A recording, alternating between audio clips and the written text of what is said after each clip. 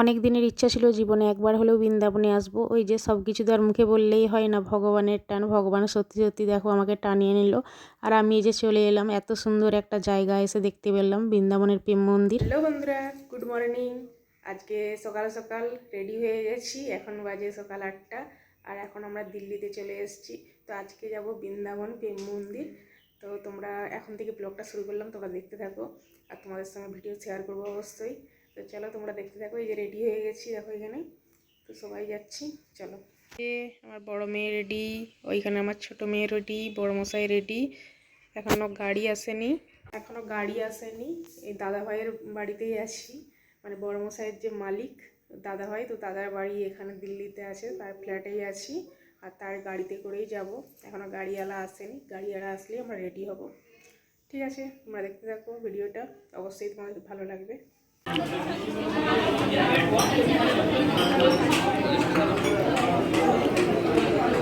দিল্লিতে যেদিনকে প্রথম আসি সেদিনে গিয়েছিলাম অক্ষরধাম মন্দির। তো ভেবেছিলাম যে তোমাদের সাথে কিছু শেয়ার করব ভিডিওর মাধ্যমে, কিন্তু হলো না। এখানে ক্যামেরা করার কোনো এলাও নেই, তো ফোন টোন সব কিছু জমা নিয়েছিল।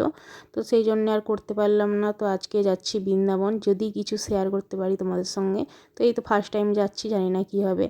তো যাই হোক, সকাল সকাল স্নান করে রেডি হয়ে গেছিলাম। তো ভোর ছটার সময় উঠেছিলাম ঘুম থেকে। তো রেডি হয়ে এখন এই যে গাড়িতে যাচ্ছি। তো আমি তো কিছু খাইনি, মানে ওখানে গিয়ে হয়তো পুজো দিতে হবে কিনা আমার তো জানা নেই, তো সেই জন্য না খেয়ে বেরিয়েছিলাম। কিন্তু একটা ধাওয়াতে নেমে ওখানে খেয়েছিলাম, সবাই বললো যে খাওয়া যাবে। তো সেই জন্যে খাওয়া দাওয়া করে আবার গাড়িতে করে যাচ্ছি এই যে মন্দিরে।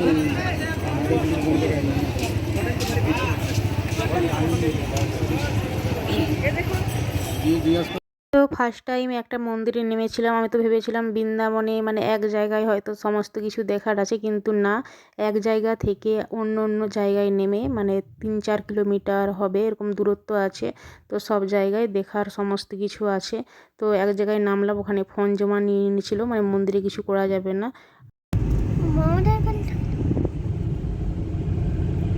আগের মন্দিরটাই ফোন জমা নিয়েছিল, কিছু ভিডিও করতে দেয়নি।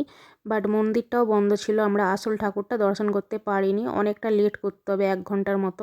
তাই ভাবলাম দেরি না করে অন্য জায়গায় চলে যাই। তো এখন এলাম বৃন্দাবনের নিধিবন। তো এটা তো সবাই শুনেছো তোমরা। তো আর এই নিধিবনে এখন আমি চলে এলাম। তো এখানেও ক্যামেরার করার মানে সেরকম এলাও নেই, তবুও বাট আমি লুকিয়ে লুকিয়ে করেছিলাম। কেউ কেউ মানে কিছু কিছু লোকজন আবার করছে, তো সেই দেখে আমিও করেছিলাম। আর এখানে কিন্তু প্রচুর বাঁদর, মানে বাঁদরের জ্বালায় ফোন কিন্তু বের করা যাবে না। তো আমি ভিতরে ঢুকেই, এখানে চারিদিকে ঘেরা, তো এখানে এসেই আমি ফোনটা চালু করেছিলাম। বাইরে তো একদমই ফোন চালু করা যাবে না, এত বাঁদর এসে তোমার ফোন টোন মানে পার্স সব নিয়ে চলে যাবে, চশমা অবধি পরা যাবে না, এরকম আর কি। তো যাই হোক, তোমাদের সঙ্গে ভিডিও শেয়ার করছি, তোমরা দেখতে থাকো। আর নিধিবনের ব্যাপারে হয়তো তোমরা অনেকে শুনেছো, অনেকে আবার শোনোনি। তো ওখানে যে গাছগুলো ছিল চারিদিকে ঘেরা, ওখানে সমস্ত তুলসী গাছ ছিল। তো দিনের বেলায় তুলসী গাছগুলো মানে মোড়া অবস্থায় থাকে, আর রাত্রিবেলায় নাকি জ্যান্ত হয়ে যায়। তো এরকমই শুনলাম আমার বড় মশাইয়ের মুখে। তো যাই হোক, এখানে দেখো অনেক কিছু মানে দেখার অনেকগুলো মন্দির আছে। তো ছোটোখাটো মানে সমস্ত কিছু বলছে হিন্দিতে সমস্ত মন্দিরগুলোর ব্যাপারে, কিন্তু আমি ঠিক মতো তো বুঝতে পারছি না।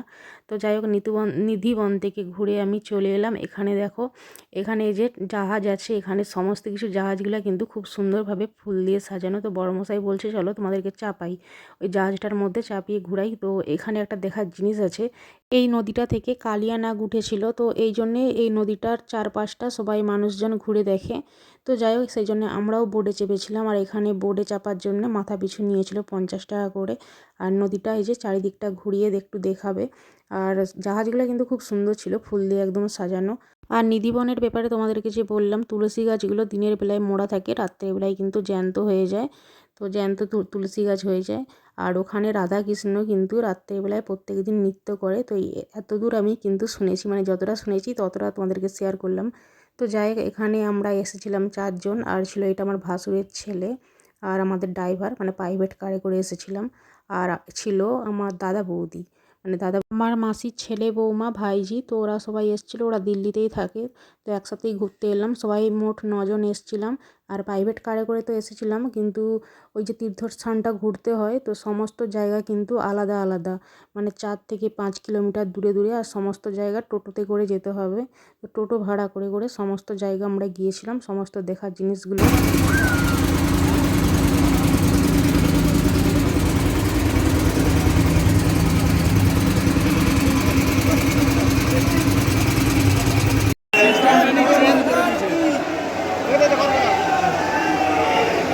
बढ़ाइए आगे 1 number railing 2 number 3 number Rahul बढ़ाइए ना 3 তারপরে বোট থেকে নেমে তো বৃন্দাবনের সবথেকে যেটা বড় মন্দির বাঁকি বিহারী মন্দির, তো ওখানে গিয়েছিলাম। ওখানে গিয়ে ভগবানের দর্শন পেয়েছিলাম, মানে আমাদের ভাগ্যটা এতটা ভালো ছিল, আমরা এখানে এসে দোল খেলে নিয়েছি।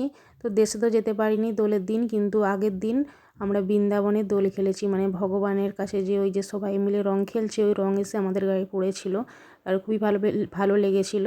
আর বাঁকি বিহারীর মন্দিরটা মানে অনেকেই কিন্তু দেখার সুযোগ পায় না, তো ভগবানের অশেষ কৃপায় কিন্তু বাঁকি বিহারীর মন্দিরটা আমরা দেখতে পেয়েছিলাম।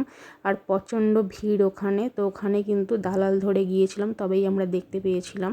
আর ওখানে বাঁকি বিহারী মন্দিরটার মধ্যে প্রচণ্ড ভিড় হয়, মানে সব থেকে বড় মন্দির ওখানে ওটাই, তো প্রচুর পরিমাণে ভিড় হয় বিশেষ করে দোলের সময়। তো এত ভিড় হয়েছিল ছোট মেয়েকে নিয়ে, তো ভেবেছিলাম হয়তো যেতেই পারবো না, কিন্তু মানে ভগবানের অশেষ কৃপায় কিন্তু ভগবানকে দর্শন করতে পেলাম।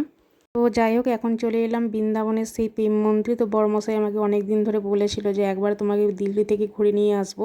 এর আগে আমি দিল্লি এসেছিলাম বিয়ের আগে বিয়ের পরে, কিন্তু এই প্রেম মন্দিরটা তখন কিন্তু হয়নি। তো বড়মশাই বলতো যে ঘুরিয়ে নিয়ে আসবো আমার মেয়েদেরকে আমাদেরকে, কিন্তু এত তাড়াতাড়ি যে ভগবান আমাকে দেখার সুযোগ করে দেবে। আর এখানে এসে সত্যিই আমি বৃন্দাবনে এসে অনেকটা ধন্য। তো তীর্থস্থান এসে কিন্তু দেখো আমি মানে সব জায়গাটা ঘুরে নিলাম।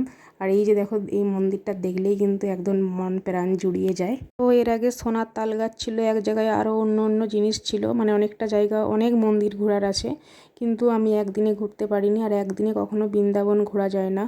আর বন্ধুরা, তোমরা যদি এখানে আসতে চাও তোমাদেরকে একটা কথাই বলবো, তোমরা কিন্তু একদিন বা দুদিন এখানে থেকো হোটেল ভাড়া করে।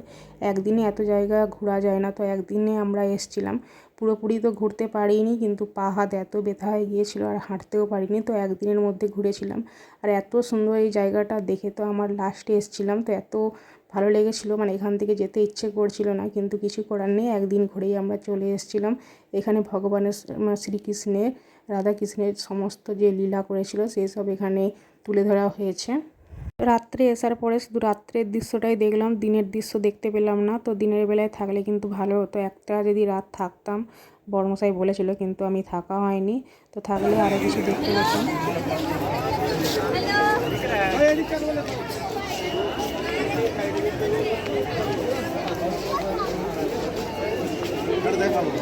চলো।